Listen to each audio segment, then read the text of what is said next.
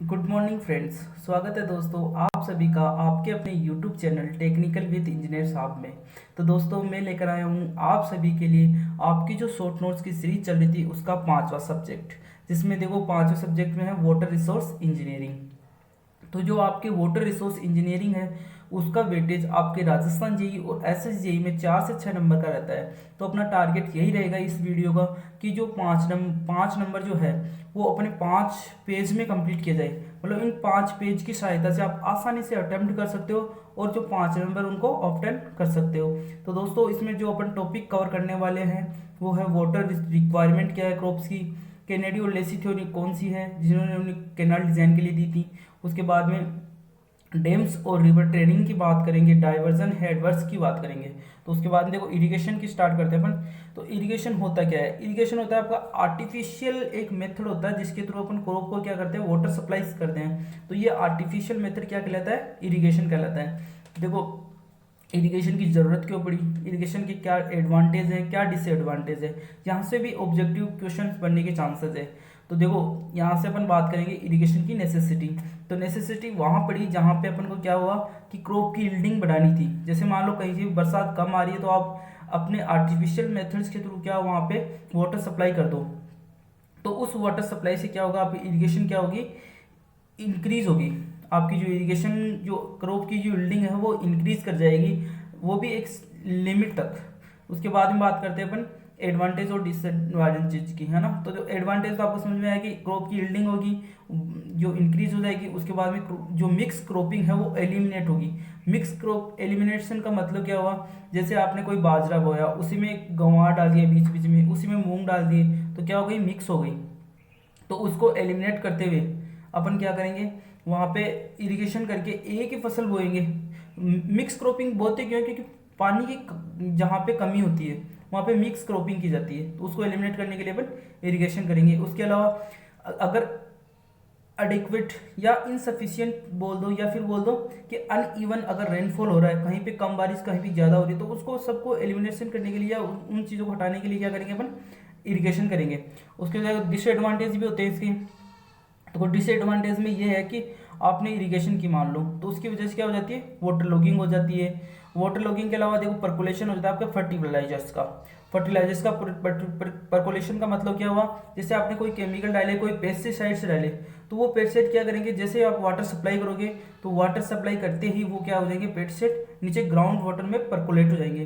तो उस परकोलेशन से क्या हो जाएगा, आपका जो ग्राउंड वाटर है वो पोल्यूटेड हो जाएगा। तो इन चीज़ों से बचने के लिए अपन इरिगेशन के डिसएडवांटेज से मतलब उनको एक लिमिट तक ही यूज़ करते हैं। उसके बाद में देखो डेमफ्रेंस बढ़ती है। आपकी जो डेमफ्रेंस बढ़ने का मतलब ये होगा कि जैसे आपके केनाल जा रही है उसके आसपास में क्या हो जाती है, मॉइस्चर या फिर नमी आ जाती है, डेमफ्रेंस आ जाती है। तो उसकी वजह से वहाँ मॉस्किटो हो जाते हैं या मच्छर वगैरह, उनकी वजह से होने से अपने जो बॉडी में डिसीज बढ़ जाते हैं, है ना। तो ह्यूमन डिसीज बढ़ते हैं। तो ये उसकी डिसएडवांटेज हो गई अपनी इरिगेशन मेथड्स की। उसके बाद में देखो इरिगेशन के टाइप्स बढ़ाते हैं, क्लासिफिकेशन की बात करते हैं अपन। इरिगेशन की क्लासिफिकेशन जो है उनमें पढ़ेंगे अपन, इरिगेशन के क्लासिफिकेशन की बात करते हैं। तो एक होता है सरफेस इरिगेशन, एक होता है सब सरफेस इरिगेशन। तो देखो सरफेस इरिगेशन में अपने दो चीज़ हो गई, फ्लो इरिगेशन, एक हो गया लिफ्ट इरिगेशन। तो देखो सरफेस का मतलब अपने क्या होगा कि जो अपनी जो लैंड है उसके सरफेस में वाटर फ्लो करवा देंगे, इसको सरफेस बोलेंगे। और सब सरफेस में क्या होगा कि उसके डायरेक्टली रूट को अपन वाटर प्रोवाइड करवा देंगे, उसको सब सरफेस इरिगेशन बोलेंगे। तो इनके दो दो मेथड है। फ्लो इरिगेशन, तो फ्लो में क्या करेंगे अपन, डायरेक्टली रिजर्वोयर या रिवर या कैनाल से डायरेक्ट वाटर सप्लाई करेंगे, जिनमें पर्नियल और एक और फ्लड। पर्नियल मतलब जितना जरूरत है कंटिन्यूसली आप पूरे साल प्रोवाइड करते रहो वाटर, तो उसको बोलेंगे पर्नियल। इसमें देखो आपके कैनाल वगैरह से सप्लाई हो गई, है ना। उसके बाद में देखो फ्लड, फ्लड में क्या करेंगे, कंटिन्यूसली एक फ्लड टाइप में अपन मतलब कंप्लीटली पानी से भर देंगे लैंड्स को, और वहाँ पे जैसे राइस वगैरह है ऐसी फसल में अपने काम में आती है अपनी ये फ्लड इरिगेशन। उसके बाद में लिफ्ट इरिगेशन। तो लिफ्ट में क्या करते हैं अपन, जैसे ट्यूबवेल हुई या वेल हुई वहाँ से वाटर को लिफ्ट करते हैं, लिफ्ट करने के बाद सप्लाई करते हैं, उसको लिफ्ट इरिगेशन। सब सरफेस में क्या करते हैं, डायरेक्टली रूट को वाटर सप्लाई करते हैं, जिनमें नेचुरल इरिगेशन हो गई और आर्टिफिशियल हो गई। तो नेचुरल में तो मतलब ये हुआ कि जो आपकी जो कैपिलरीज बनी हुई है, जैसे आपकी जो रिवर है उसके आसपास में अपन क्या लगाते हैं, प्लांटेशन कर देते हैं, तो वो जो कैपिलरीज बनी हुई उनके थ्रू क्या होता है, वाटर सप्लाई होता रहता है। डायरेक्ट उनके रूट में, तो उसको बोलते हैं नेचुरल इरिगेशन। और आर्टिफिशियल में क्या करते हैं अपन, आर्टिफिशियल मेथड्स जैसे ड्रिप इरिगेशन हो गई, उसमें क्या करते हैं पाइप्स डायरेक्ट उनकी रूट तक पहुंचा देते हैं। तो पाइप्स उनकी डायरेक्ट रूट तक पहुंचाएंगे तो वहां पे वाटर सप्लाई हो जाएगा, तो उसको बोलेंगे आर्टिफिशियल मेथड में ड्रिप इरिगेशन। तो उसकी देखो इरिगेशन की कुछ टेक्निक्स है, तो इन टेक्निक्स के बारे में अपन पॉइंट टू पॉइंट बात करेंगे जहां से ऑब्जेक्टिव क्वेश्चन आपके उठता है। तो देखो फ्लिप फ्लेडिंग में अपन पढ़ेंगे, ये सुटेबल होती है रोलिंग टेरेन के लिए। बॉर्डर फ्लेडिंग जहाँ पे लेवल जगह है वहां पे यूज की जाती है। चेक्स में आपके चेक्स बना देते हैं जहाँ पे आपको इरिगेशन करनी है। बेसिन, इसमें से डायरेक्ट क्वेश्चन आता है, बेसिन फ्लडिंग कहाँ पे यूज की जाती है, तो वो की जाती है ऑर्चार्ड्स प्लांटेशन, जो आपके बाग बगीचा वगैरह होते हैं वहाँ पे यूज की जाती है। उसके बाद में फ्यूल इरिगेशन। फ्यूल इरिगेशन के बारे में जो गाँव से हैं वो जानते होंगे, जो धोरे होते हैं, जो धोरे बना देते हैं अपन, राजस्थान में काफ़ी यूज किए जाते हैं। उसके बाद में देखो जो दोहरे हैं उनके जस्ट बगल में अपन क्या कर देते हैं, प्लांटेशन या अपनी क्रॉप लगा देते हैं, जो अपनी जो क्रॉप है वहां तक उसकी नमी चली जाती है, उसको बोलते हैं फ्यूरो इरिगेशन। और स्प्रिंकल सब जानते हैं, जहाँ पे अनडुलेटेड एरिया है, तो ये कहाँ पे यूज करती है, डायरेक्ट क्वेश्चन आता है कि where were we used sprinkler irrigation. तो स्प्रिंकलर इरिगेशन अपन यूज करते हैं जहाँ पे अनडुलेटेड प्लेस है, जहाँ पे जगह उबड़ खाबड़ है वहाँ पे यूज करते हैं। और इसके अलावा अपन इसमें देखो सैंडी सॉइल, जहाँ पे सैंडी सॉइल है वहाँ पे यूज करते हैं। देखो जहाँ पे रूट है ना काफी डेप्थ पे नहीं होना चाहिए, है ना, इसमें इवेपोरेशन लॉसेस भी ज़्यादा होते हैं। तो ये पूछे कौन सी में होते हैं सबसे ज़्यादा इवेपोरेशन लॉसेस, तो वो स्प्रिंकलर में होते हैं। उसके अलावा इसमें यूनिफॉर्म डिस्ट्रीब्यूशन होता है वाटर का। और ड्रिप इरिगेशन की बात करते हैं तो ड्रिप इरिगेशन काफ़ी अभी टेक्नोलॉजी में आई हुई है, लोग काफ़ी यूज़ करते हैं ड्रिप इरिगेशन, जहाँ पे मतलब वाटर की मतलब परसेंस है बहुत बहुत ही कम है, वहाँ पे ड्रिप इरिगेशन यूज की जाती है, ये डायरेक्ट रूट में सप्लाई की जाती है ना। तो ये चीज़ पूछ सकते हैं। उसके बाद में देखो quality of irrigation water. Quality of irrigation का मतलब वाटर में क्या क्या क्वालिटी होनी चाहिए अपने फसल के लिए। तो इन चीज़ों में अपन कुछ चीज़ें पढ़ेंगे, जिसमें सेडिमेंट्स हो गया पहला। तो सेडिमेंट्स पार्टिकल्स अगर बढ़ेंगे तो अपनी जो इरिगेशन की जो कैपेसिटी है, यील्डिंग है, वो क्या करेगी, फर्टिलिटी अपनी सोइल की बढ़ेगी, उससे क्या होगी, यील्डिंग भी बढ़ेगी। तो ये अपने लिए फायदेमंद है एक लिमिट तक। उसके बाद में बात करते हैं अपन कंसंट्रेशन ऑफ द सोल्ट। तो सोल्ट की कंसंट्रेशन कितनी होनी चाहिए वाटर में, अगर ज़्यादा सोल्ट की कंसंट्रेशन लवणता ज़्यादा हो गई तो अपनी फसल भी खराब हो जाएगी। तो अपने को एक लिमिट तक होनी चाहिए। तो अपन देखो वाटर में जो इसके लिए फॉर्मूला होता है C S equal to C Q upon Q minus C U minus R effective. R effective हो गया आपके रेनफॉल, और सी यू हो गया कंजप्टिव यूज, क्यू डिस्चार्ज, और सी कंसंट्रेशन ऑफ सोल्ट। तो देखो इसकी क्लासिफिकेशन के लिए अपन पढ़ते हैं कि लो सेलाइन वाटर जो होता है वो आपके लिए अच्छा होता है फसल के लिए, जो आपकी क्रॉप है उसके लिए लो सेलाइन वाटर होनी चाहिए। या अगर मीडियम सेलाइन है तो वहाँ पे आप क्या करो, लीचिंग करके उसको सही कर लो और उसको यूज में ले लो। अगर ज़्यादा हो गया तो वो जैसे आपकी एक लिमिट्स होती है, अगर आपकी जो इलेक्ट्रिक कंडक्टिविटी है अगर वो लेस देन 250 है तो वो आपके गुड हो जाएगी, वेरी गुड हो जाएगी आपके ऑल क्रॉप्स के लिए। मीडियम जैसे आपके 250 से 750 तो वो लीचिंग के बाद में यूज की जा सकती है, और 750 से 2250 है तो वो कुछ फसलों के लिए नुकसानदायक है, वो उनमें यूज नहीं किया जा सकता वो वाटर। तो उसके बाद में देखो 2250 से ज़्यादा हो गई तो सभी फसल के लिए नुकसानदायक है। उसके बाद में बात करते हैं proportion of the sodium ion. जैसे आपने देखा कि सोल्ट की कंसंट्रेशन, वैसे अगर सोडियम आयन की कंसंट्रेशन भी बढ़ जाती है तो वो यूजफुल नहीं होता। तो देखो इसके लिए निकालते हैं अपन SAR, sodium absorption ratio. Direct formula पूछ सकता है और यहाँ से न्यूमेरिकल भी पूछ सकता है, Na Mg और Ca की वैल्यूज देके। पिछली बार भी 2 से 3 शिफ्टों में कम से कम अच्छे खासे क्वेश्चन पूछे गए थे। लास्ट वाली शिफ्ट में तो 20 से 25 न्यूमेरिकल आए थे, है ना।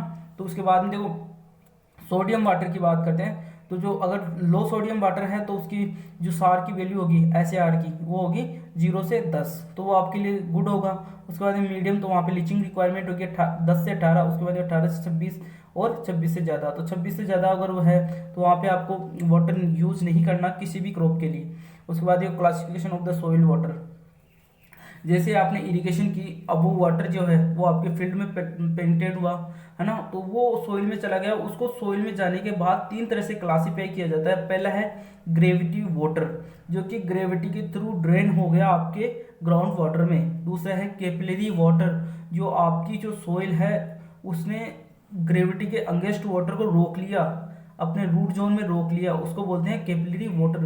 तीसरा होता है हाइग्रोस्कोपिक वाटर, जो आपकी जो सोइल पार्टिकल है उनने एब्जॉर्ब कर लिया, उस वाटर को बोलते हैं स्ट्रक्चरल वाटर या हाइड्रोस्कोपिक वाटर।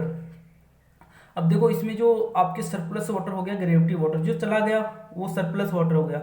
उसके बाद में जो रुक गया, जो होल्ड कर लिया गया आपकी सोइल द्वारा, वो अवेलेबल है आपके रूट जोन के लिए। उसके बाद में अगर पार्टिकल्स ने एब्जॉर्ब कर लिया जो हाइग्रोस्कोपिक है, वो अवेलेबल नहीं है आपके रूट जोन के लिए। उसके बाद में देखो फील्ड कैपेसिटी वगैरह के बारे में पढ़ेंगे अपन। तो ये डायग्राम एक बार ध्यान से आप देख सकते हो। जैसे आपका मॉइस्चर कंटेंट की बात करते हैं, तो जो हाइग्रोस्कोपिक है वो नॉन अवेलेबल है। और उसके बाद में जो जो ऊपर जो पानी रहा, मतलब जो कैपिलरी वाटर जो रहा, फील्ड कैपेसिटी, वो आपकी क्या है, अवेलेबल है। तो एक तो होता है परमानेंट विल्टिंग पॉइंट, एक होता है ऑप्टिमम मॉइस्चर कंटेंट। तो इनकी बात करते हैं अपन। तो ऑप्टिमम मॉइस्चर कंटेंट वो मॉइस्चर कंटेंट होता है या वो फील्ड कैपेसिटी होती है जो आपके फसल को, आपकी जो क्रॉप है उसको आसानी से अवेलेबल हो जाए, रेडीली अवेलेबल हो जाए, उसको बोलते हैं ऑप्टिमम मॉइस्चर कंटेंट। अगर उससे कम आपकी मॉइस्चर कंटेंट है आपकी सोइल में, तो आपकी जो क्रॉप है वो इल्डिंग होना स्टार्ट हो जाती है या विल्टिंग होना स्टार्ट हो जाती है। विल्टिंग मतलब मुरझाना स्टार्ट हो जाती है, उसको बोलते हैं परमानेंट विल्टिंग पॉइंट। अगर उससे भी कम चला जाता है आपका मॉइस्चर सेचुरेशन लेवल, तो वहाँ पे फिर आपकी फसल डिस्ट्रॉय हो जाती है। तो देखो सबसे पहले बात करते हैं फील्ड कैपेसिटी की। डायरेक्ट फॉर्मूला पूछ सकता है एग्जाम में, या इससे रिलेटेड छोटा न्यूमेरिकल आ सकता है। तो देखो फील्ड कैपेसिटी की डेफिनेशंस भी इंपॉर्टेंट है, यहाँ से कोई ऑब्जेक्टिव क्वेश्चन उठा सकता है एग्जामिनर। तो it is the maximum water which can be hold by the soil against the gravity. मतलब अगेंस्ट द ग्रेविटी आपकी जो सोइल है वो कितना मॉइस्चर होल्ड कर लेती है, उसको फील्ड कैपेसिटी बोलते हैं। और फील्ड कैपेसिटी जो होती है उसमें दोनों आ गया, आपके कैपिलरी वाटर भी आ गया और हाइग्रोस्कोपिक भी वाटर भी आ गया। तो इसका फॉर्मूला होता है weight of water stored in the soil of unit area upon weight of the same soil. मतलब कितना वाटर है और कितना सेम वॉल्यूम में सोइल है। ड्राई सोइल की बात करेंगे यहाँ पे, तो gamma W into D W upon gamma D into D. तो ये आपको फॉर्मूला हो जाएगा। यहाँ से अगर आपको पूछे डेप्थ ऑफ वाटर पूछ ले, तो जैसे डायरेक्ट फॉर्मूला पूछ ले या क्वेश्चन आ जाए, न्यूमेरिकल आ जाए कि डेप्थ ऑफ वाटर निकालो, तो वो गामा डी अपॉन में gamma W into F C हो जाएगा। इसी तरह अवेलेबल मॉइस्चर कंटेंट हो जाएगा, और इसी तरह रेडियली अवेलेबल मॉइस्चर हो जाएगा। दोनों चीज़ अपन न्यूमेरिकल के लिए काम में लेंगे, फॉर्मूले आपको याद रखने हैं। उसके बाद में ड्यूटी, डेल्टा और बेस पीरियड की अपन बात करते हैं। तो देखो एक तो रिलेशन का डायरेक्ट फॉर्मूला आ सकता है, और दूसरी चीज़ यहाँ से न्यूमेरिकल भी बन सकता है। तो देखो आपकी जो डेल्टा होगी उसका फॉर्मूला होता है 8.64 बी बाई डी, जहाँ पे डी है हेक्टेयर पर क्यूमेक, और जो डेल्टा है वो मीटर में है, और बी किस में है, डेज में। तो दोस्तों अगर आपको यहाँ पे 864 बी बाई डी अगर लिख देता है, तो उसका मतलब क्या हुआ कि जो आपका डेल्टा है वो सेंटीमीटर में लिया है। किसमें लिया है, सेंटीमीटर में। उसके बाद में देखो ये रिलेशन वाला फॉर्मूला है। उसके बाद में इनकी और चर्चा करते हैं अपन आगे। बेस पीरियड क्या होता है, आपकी जो वाटर को जो सब फर्स्ट वाटरिंग की है वहाँ से लेकर लास्ट वाटरिंग का तक का जो आपका टाइम लगा है उसको बोलते हैं बेस पीरियड। और जहाँ से आपने जो जो क्रॉप है उसको सोविंग की है, बोया है, वहाँ से लेके हार्वेस्टिंग तक, उसको जो कटाई निराई गुड़ाई की है वहाँ तक का जो टाइम है उसको बोलते हैं क्रॉप पीरियड। तो देखो ड्यूटी क्या होती है, ड्यूटी होती है एरिया इरिगेटेड पर cumec of discharge running for base period. मतलब कितना आपको क्यूमिक वाटर की रिक्वायरमेंट होगी आपके बेस पीरियड के अंदर, उसको बोलते हैं ड्यूटी। और डेल्टा क्या होता है, टोटल डेप्थ कितनी रिक्वायर्ड है आपके बेस पीरियड के अंदर, उसको डेल्टा बोलते हैं। बेस पीरियड आपने ऊपर देख लिया। उसके बाद में कुछ चीज़ें हैं जो आपको याद में रखनी है। Irrigation efficiency. तो देखो इरिगेशन एफिशिएंसी 5 तरह की होती है, जिन पे डायरेक्ट फॉर्मूला भी आ सकता है और इससे थ्योरेटिकल क्वेश्चन भी बन सकता है। तो देखो वाटर कन्वे एफिशिएंसी क्या होती है, मतलब आपने कितना वाटर फील्ड के अंदर कन्वे कर दिया, तो इसमें जो फॉर्मूला बनेगा एफिशिएंसी का, वाटर कन्वे एफिशिएंसी का, वो हो जाएगा कि water delivered in the field two upon water delivered from reservoir. Reservoir से कितना वायर पानी आया था, और बीच में इवेपोरेशन लॉसेस भी हो जाते हैं, तो वहाँ से दोनों डिफरेंट होंगे। तो यहाँ से अपन इफिशियंसी निकाल लेंगे कितनी एफिशिएंट है वो केनाल या वो रिवर या वो अपना जो फ्यूरो अपन ने बनाया था। तो दूसरी चीज़ है वाटर एप्लीकेशन एफिशिएंसी। तो दोस्तों इसमें थोड़ा सा ट्रिक आप याद रख सकते हो, जहाँ पे एप्लीकेशन आएगा वहाँ पे स्टोरेज की बात करेगा।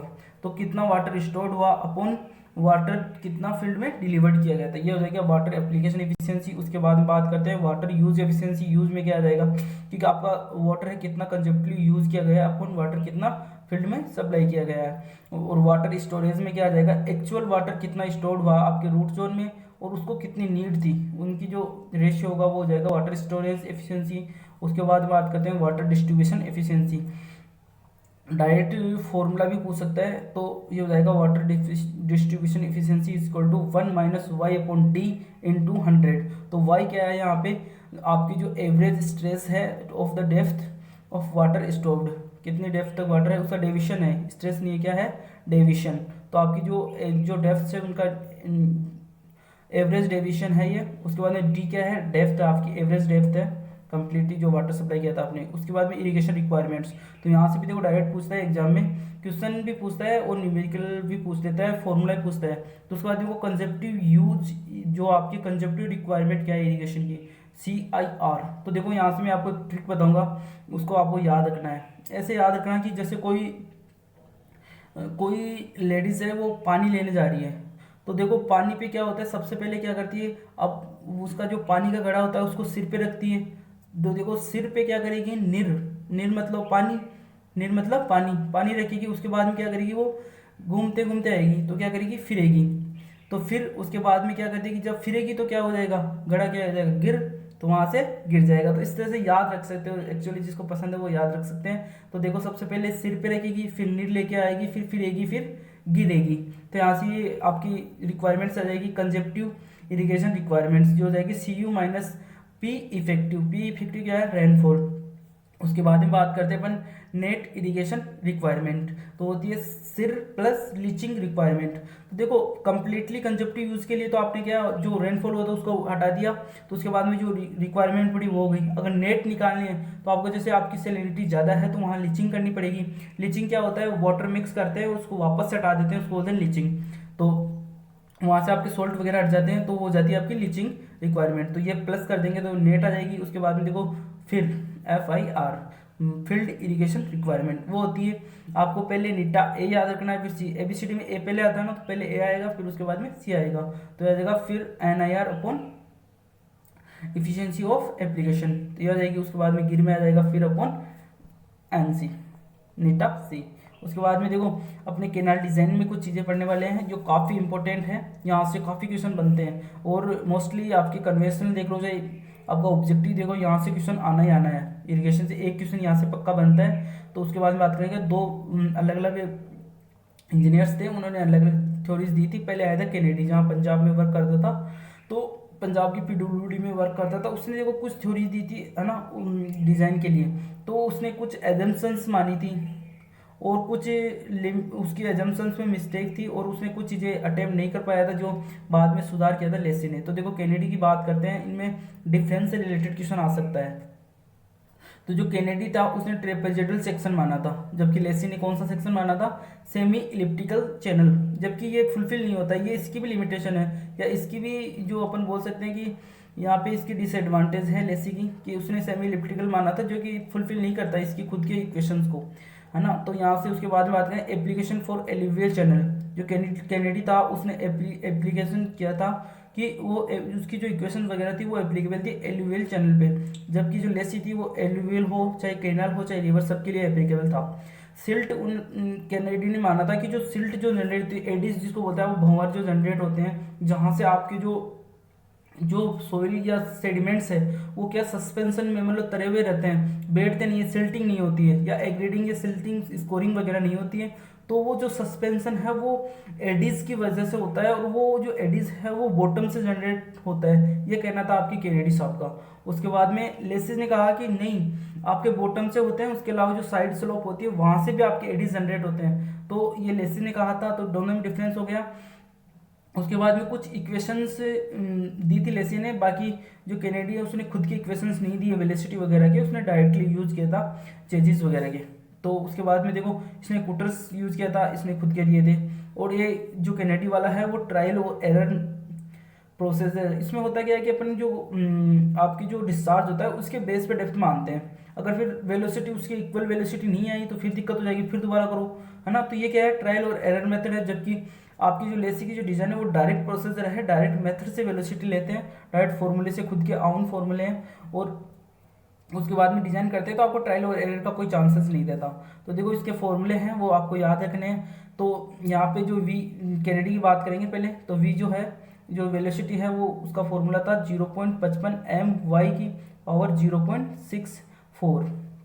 वाई क्या है, आपकी ट्रायल डेप्थ है जो आपकी जो डिस्चार्ज है उसके बेसिस पे लेते हैं, और लेते कितना है कि अगर आपका डिस्चार्ज 0 से 20 मीटर क्यूब पर सेकंड है तो 1 मीटर लेते हैं, अगर 20 से 40 है तो 2 मीटर। तो ये आप एक बार देख सकते हो। उसके बाद में देखो आपका जो एरिया होगा, जो आपका चैनल है उसका एरिया हो जाएगा डिस्चार्ज अपॉन वेलोसिटी। तो यहाँ से देखो Q बराबर AB होता है आपका इक्वेशन, तो वहाँ से ये एरिया निकल जाएगा, और उसकी जो हाइड्रोलिक मीन डेप्थ है वो निकल जाएगी A upon area upon perimeter. उसके बाद में ट्रेपेजोइडल सेक्शन के लिए दोनों फॉर्मूले होते ही हैं। उसके बाद में V जो है उसने फिर चेंजेस की इक्वेशन काम में ली C√RS, और C जो है कुटर्स जो बोल सकते हो आप इसको कोफिशिएंट। इसका फॉर्मूला देखो, ये फॉर्मूला आज अभी तक पूछा नहीं गया है लेकिन ये पूछ सकता है। तो यहाँ से जो आपको याद रखना है, देखो दोनों में आ रहा है 23 प्लस 0.00 155/s, दोनों में आ रहा है ऊपर नीचे। उसके अलावा नीचे 1 प्लस आ रहा है और उधर आ रहा है 1 अपॉन n, और इधर मल्टीप्लाई में है n अपॉन √r। तो ये फॉर्मूला आपको याद रखना है। उसके बाद में देखो इसने भी जो स्लोप भी ली थी वो एक रेंज में अज्यूम की थी, 101/3500 बटा से लेके 1/5000 के बीच में एज्यूम की थी। अगर यहाँ पे v लगभग बराबर आ जाता है V0 के, तो आपका जो मेथड है वो सही है, नहीं तो आपको ट्रायल और एरर लगा के दोबारा करना है। उसके बाद में देखो लेसिस के फॉर्मूले देखते हैं अपन। यहाँ से भी क्वेश्चन डायरेक्ट लेगा, डायरेक्ट फॉर्मूला पूछा जाएगा लेसिस में। इसमें बात करते हैं वेलोसिटी की, Q(F)² अपॉन 140 की पावर 1/6। ये भी फॉर्मूला है। F क्या है यहाँ पे, एक सिल्ट फैक्टर है जिसकी वैल्यू होती है 1.676 √dm। dm क्या है, डाया है आपके सोइल पार्टिकल का एवरेज डाया। और जो यहाँ पे कैनेडी ने यूज़ किया था, जो हाइड्रोलिक मीन डेप्थ है वो A/P होती है, जबकि आपकी जो लेसी है उसने यूज़ किया था R = 5/2 V² अपॉन F। आपकी जो एरिया का फॉर्मूला और पेरीमीटर का फॉर्मूला आप अपने जो ट्रेपेजोइडल सेक्शन है उसके हिसाब से ले लेंगे। उसके बाद में देखो स्लोप के लिए उसने इक्वेशन दी थी F की पावर 5/3 अपॉन 3340 Q की पावर 1/6। इसको डेप्थ के लिए इक्वेशन दी थी 1.35 Q² F की पावर 1/3। ये दूसरी इक्वेशन भी है जो आपकी यूज़ कर सकते हो आप, 0.473 Q अपॉन F की पावर 1/3। यहाँ पे Q क्या है, कैपिटल है। उसके बाद में देखो लेसिस के कुछ रिजाइम्स दिए थे, 3 तरीके, वो थे ट्रू रिजाइम, इनिशियल और फाइनल रिजाइम। आपको मेनली यहाँ पे फॉर्मूले याद रखने हैं, उसके अलावा कोई ज़्यादा याद रखने की जरूरत नहीं। उसके बाद इसकी जो लिमिटेशन है उसकी बात करते हैं, उसमें भी कोई क्वेश्चन बन सकता है तो आपको याद रखनी है। उसके बाद में देखो जो आपकी कैनाल होती है वो 3 तरह की कैनालों के बारे में अपन पढ़ते हैं। एक तो होती है रिज वाटरशेड कैनाल, या वाटरशेड या रिज कैनाल, कंटूर कैनाल या साइड स्लोप। इसे पॉइंट टू पॉइंट बात करेंगे कि जो रिज कैनाल होती है वो रिज के अलोंग होती है। आपकी जो नेचुरल वाटर शेड बनी हुई है उसके अलोंग जो अपन बनाते हैं उसको रिज कैनाल बोलते हैं। कंटूर लाइन कैनाल क्या होती है, आपकी जो नेचुरल कंटूर लाइन्स है उनके पैरेलल जो कैनाल बनती है उसको कंटूर लाइन कैनाल बोलते हैं। उसके बाद में साइड स्लोप क्या होती है, जो आपके कंटूर है उनके जस्ट परपेंडिकुलर जो कैनाल बनेगी, जो आपकी जैसे स्लोप है वैसे के वैसे अपन बनाएंगे, उसको बोलेंगे अपन आपके साइड स्लोप कैनाल। उसके बाद में देखो क्रॉस ड्रेनेज वर्क की बात करेंगे, तो आपके क्रॉस ड्रेनेज वर्क का मतलब क्या हुआ, जैसे आपकी ये रिवर जा रही थी उसके ऊपर या नीचे अपन ने नेचुरल ड्रेन बना दिया, या कोई नेचुरल ड्रेन था वहाँ से कोई कैनाल निकालनी है तो अपन को नीचे उसको साइफन के थ्रू या फिर उसके ऊपर किसी पाइप के थ्रू अपन ने क्या कर दिया, वहाँ से नेचुरल ड्रेन को निकाल दिया, तो उसको बोलते हैं अपन क्रॉस ड्रेनेज वर्क। तो देखो 4 तरीके का होता है, adequate, siphon, adequate, super passes और साइफन। तो देखो इनके डायग्राम से आप समझ सकते हो, अगर कैनाल आपके ऊपर है और आपकी जो मैक्सिमम जो लेवल है आपके ड्रेन के वाटर का, हाई फ्लड लेवल HFL, वो आपके टच नहीं कर रहा है कैनाल के बेड लेवल को, तो वो उसको बोलते हैं एडिक्वेट। और अगर आपकी कैनाल को जो बेड है उसको टच कर रहा है आपके ड्रेन, है ना, तो उसको बोलते हैं साइफन एडिक्वेट। और अगर दूसरा जो क्रॉस ड्रेनेज वर्क था जिसमें आपके ड्रेन ऊपर है और जो कैनाल है वो नीचे है, अगर कैनाल का जो हाई फ्लड लेवल है वो ड्रेन के बेड को टच नहीं कर रहा तो उसको सुपर पासिस बोलते हैं, और अगर टच कर रहा है तो साइफन बोलते हैं। तो ये आपकी चीज़ है, इसको अच्छे से समझ लेना है, यहाँ से ऑब्जेक्टिव क्वेश्चन बनता है। उसके बाद में देखो टाइप्स ऑफ फॉल में पॉइंट टू पॉइंट में बात करिए कौन से फॉल से क्या क्वेश्चन पूछा जाए। तो ओगी जो फॉल है वो आपके ओल्ड टाइप का है, यहाँ से कॉन्वेक्स और कॉनकेव सरफेस बनाते हैं अपन, जो उसकी स्लोप होती है वहाँ पे। और रैपिड फॉल क्या होता है, अपन जो स्लोप है उसको काफ़ी रैपिडली वाटर को ड्रॉप करवाते हैं, तो उसकी जो स्लोप होती है वो 1/15 से लेके 1/20 तक होती है। उसके बाद में ट्रेपेजोइडल नोच में क्या करते हैं, ट्रेपेजोइडल नोच बनाते थे बीच बीच में, उसको ट्रेपेजोइडल नोच फॉल बोलते हैं। साइफन फॉल में क्या होता है, एक पाइप यूज करते हैं जिसके थ्रू वाटर को ड्रॉप करवाते हैं, उसको साइफन फॉल बोलते हैं। शारदा फॉल, ये भी काफी इंपोर्टेंट रहा है, शारदा नदी पे बना हुआ है। इस पे शारदा फॉल में क्या होता है, एक इनलेट वेल अपन क्या करते हैं, अपन एक सिंपल इकोनॉमिकल है ये सिस्टम, और इसमें एक बेड वाटर क्यूजन्स बना देते हैं नीचे, ताकि अगर ड्रॉप करे, अगर एनर्जी एक साथ ड्रॉप करे तो वहाँ पे क्या हो, स्कोरिंग ना हो, उसके लिए बनाया जाता है। उसके स्ट्रेट ग्लेसिस फॉल में क्या करते हैं, हाइड्रोलिक जंप बनाते हैं, जिससे क्या होता है, वो जो एनर्जी है वो वहीं पे डिसिपेट हो जाती है और आपकी जो बेड है वहाँ पे स्कोरिंग नहीं होती है। उसके बाद में मोंटेक फॉल, ये भी क्वेश्चन पूछा जाता है कि मोंटेक फॉल कौन सा ऐसा फॉल है जहाँ पे जो ग्लेसिस है वो पैराबोलिक होते हैं, तो मोंटेक एक टाइप का फॉल है जहाँ पे होते हैं। इंग्लिश फॉल, इसमें वेफल वॉल कंस्ट्रक्ट की जाती है, तो ये भी क्वेश्चन पूछते हैं कि कहाँ पे वेफल वॉल कंस्ट्रक्ट की जाती है, तो इंग्लिश फॉल हो गया। उसके बाद में डाइवर्जन हेडवर्क, आप इसको अच्छे से देख सकते हो एक बार। इसमें दो चीज़ जो है इंपॉर्टेंट, एक तो फिश लेडर जो है वो फिश के लिए एक्वेटिक लाइफ के लिए यूज़ की जाती है, एक बात सिल्ट इंजेक्टर और सिल्ट एक्सक्लूडर। तो आपका सिल्ट इंजेक्टर या फिर बोल सकते हो सिल्ट एक्सक्लूडर, वो ज़्यादा बेस्ट है। आपके सिल्ट एक्सक्लूडर तो ये बेड में यूज़ किए जाते हैं, जो आपकी जो सिल्ट है उसको रिमूव करने के लिए, मतलब जो सिल्ट फ्री वाटर है उसको फ्लो करवाने के लिए केनाल, मेन केनाल में। उसके बाद में देखो फिसलेटेड डिवाइड वॉल बनाते हैं अपन, जो आपके मेन जो है वियर उसको मतलब उससे पार्टीशन है बीच का, ये डिवाइड वॉल। उसके बाद में बात करते हैं एफ्लेक्स।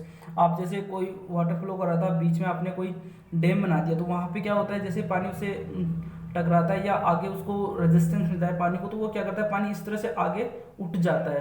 तो इस जो आपकी जो राइज हुआ वाटर में जो राइज हुआ उसको एफ्लेक्स बोलते हैं। आपकी जो हेड रेगुलेटर है वो जो ऑफ टेकिंग जो कैनाल है उसमें यूज किया जाता है, क्रॉस रेगुलेटर है वो मेन कैनाल में यूज किया जाता है। उसके बाद में बात करते हैं लीचिंग रिक्वायरमेंट की, कि आपको कितना वाटर चाहिए। तो लीचिंग रिक्वायरमेंट का फॉर्मूला होता है depth of water drained out per unit area upon depth of water applied, आपने कितना फील्ड में अप्लाई किया है। उसके बाद में मिनरिंग रेशियो क्या होता है, M R equal to meandering belt upon meandering length. एक होता है फ्लेक्सिबिलिटी, तो देखो फ्लेक्सिबिलिटी क्या होती है, आपके rate of the change of the discharge through outlet upon rate of change of the discharge through distributary, तो इनका रेशियो को बोलते हैं हम फ्लेक्सिबिलिटी का डायरेक्ट फॉर्मूला अगर पूछ लेता है एग्जाम में। उसके बाद में आपके प्रोपोर्शनलिटी की बात करते हैं, जो अगर आपकी जो फ्लेक्सिबिलिटी है उसकी वैल्यू अगर 1 हो जाए तो उसको बोलते हैं प्रोपोर्शनलिटी या प्रोपोर्शनलिटी आपके आउटलेट। उसके बाद में सेंसिटिविटी की बात करते हैं, तो सेंसिटिविटी क्या होती है, rate of change of discharge through outlet upon rate of change of depth, वहाँ पे भी डिस्चार्ज था पीछे फ्लेक्सिबिलिटी में, और सेंसिटिविटी में क्या है, यहाँ पे नीचे डेप्थ है डिस्ट्रीब्यूटरी की। उसके बाद में देखो ये फॉर्मूला होता है जो आपके वेल हाइड्रोलिक्स में यूज किया जाता है, porosity is equal to specific yield plus specific retention, N is equal to S Y plus S R. उसके बाद में देखो दो थ्योरीज है जो आपकी क्रिप के लिए यूज की जाती है, यहाँ से क्वेश्चन पूछने कम चांसेस है, लेकिन आपको ध्यान रखना है जो आपकी जो ब्लिंग है, ब्लिंग थ्योरी वो हॉरिजॉन्टल क्रिप के लिए होती है। जब ब्लिंग ने ऐसा बताया था कि जो आपकी जो क्रिप होती है वो हॉरिजॉन्टल होती है केवल, जबकि आपकी जो कोस्टला थ्योरी है, जो कोस्टला ने जो थ्योरी दी थी उसमें उसने माना था कि जो क्रिप आपकी हॉरिजॉन्टल भी होगी और वर्टिकल भी होगी। उसके बाद एग्जिट ग्रेडियंट का कुछ फॉर्मूला दिया था कोस्टला ने, H upon D into 1 upon pi root lambda. Outlets की बात करते हैं, देखो 3 तरह के आउटलेट्स होते हैं, कौन कौन से, नॉन मॉड्यूलर, सेमी मॉड्यूलर और मॉड्यूलर। तो इनकी बात करते हैं, देखो जो सेमी मॉड्यूलर है उसको बोलते हैं फ्लेक्सिबल, और जो मॉड्यूलर है उसको बोलते हैं रिजिड। तो आपकी जो नॉन मॉड्यूलर से जो डिस्चार्ज आएगा वो आपकी डेप्थ पे डिपेंड करेगा, जिनमें आप एग्जांपल देख सकते हो, ओपन जो स्लाइस होती है वो नॉन मॉड्यूलर का एक एग्जांपल है। सेमी मॉड्यूलर में आप क्या जाएगा, जहाँ पे जो क्यू है वो डिपेंड करेगा आपकी डिस्ट्रीब्यूटरी हेड पे। कैनेडी आउटलेट किसका एग्जांपल है, ये आपके ऑब्जेक्टिव क्वेश्चन पूछा सकता है, तो वो हो जाएगा सेमी मॉड्यूलर का। और गिब्स आउटलेट है आपके रिजिड का, जिसमें क्यू क्या रहता है हमेशा कांस्टेंट। देखो रिजर्वायर में भी कुछ चीजें हैं जो आप देख सकते हो, रिजर्वायर में आपको देखो ये पूछ सकता है कि मिनिमम पोल लेवल क्या होता है, नॉर्मल पुल लेवल क्या होता है, मिनिमम। तो आपके जैसे जो रिजर्वायर है उसमें लास्ट में जो पानी बचता है जिसका अपन सप्लाई में यूज नहीं करते, वो डेड स्टोरेज होता है जो आपके मेंटेन करने का काम करता है। अगर आपके कभी इमरजेंसी पड़ती है उस टाइम पे, मिनिमम पुल लेवल जो आप रखते हो, मिनिमम नॉर्मली जो मिनिमम पुल लेवल और नॉर्मल पुल लेवल में जो होता है उसको आप यूज़ करते हो सप्लाई में, और जो मैक्सिमम पुल लेवल जो है वो आपके सरप्लस या सरचार्ज वाटर हो गया जो आपके फ्लड के टाइम पे इंक्रीज कर जाती है डेप्थ वाटर की। उसके बाद में देखो आपकी जो मिनिमम पुल है वो मेंटेन ऑपरेटिंग कंडीशन के काम में आता है, और जो मैक्सिमम पुल लेवल है वो फ्लड के दौरान होता है। और जो इफेक्टिव स्टोरेज, ये इक्वेशन पूछ सकता है आपके एग्जाम में ऑब्जेक्टिव में। इक्वेशन क्या है? Effective storage is equal to useful storage, जो कि आपके नॉर्मल पुल लेवल और मिनिमम पुल लेवल के बीच में है, plus surcharge storage minus valley storage. ये चीज़ है आपके जो कि इरिगेशन में कंप्लीटली आपके आती है। तो यहाँ से आप आराम से 5 क्वेश्चन अटेम्प्ट कर पाओगे। तो उम्मीद करता हूँ दोस्तों आपको वीडियो अच्छा लगा होगा। तो प्लीज़ लाइक करें, शेयर करें एंड सब्सक्राइब करें। ऐसे अपन सॉफ्टवेयर की सीरीज कंटिन्यू रखेंगे, आपके आगे आने वाले सब्जेक्ट्स को भी आप देखें। ठीक है, थैंक यू।